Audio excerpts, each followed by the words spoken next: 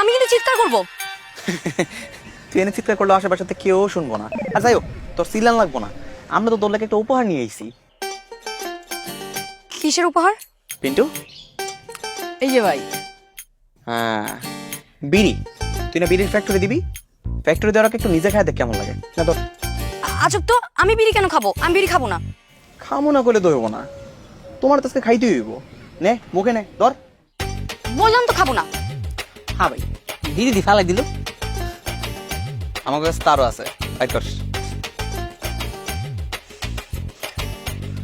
বিড়ি তো তোমার কাছে খাইতেই হইব। আগুন দে, আগুন দে, আগুন দে। টান দে, টান। যেই জিনিস নিজে খাইতে পারস না, ওই জিনিসের ফ্যাক্টরি দেওয়ার চিন্তা করস কোন সাহসে? এখনো সময় আছে, মাথা থেকে এইসব বিড়ির ফ্যাক্টরি দেওয়ার চিন্তা ভাবনা বাইক করে ফালাই দে। আমি তোকে পুলিশে দিব। আমার সাথে এসব হয়রানি করার অপরাধে তোর কি শাস্তি হবে সেটা তুই কল্পনাও করতে পারিস না। কি করছি তোর লগে আমি? কোনো প্রমাণ আছে? কোনো সাক্ষী আছে? কিচ্ছু নাই।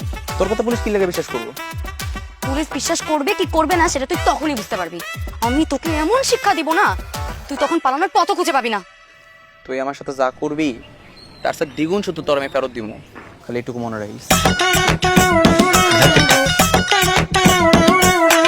তোর তুই গা, এই তুই তো সব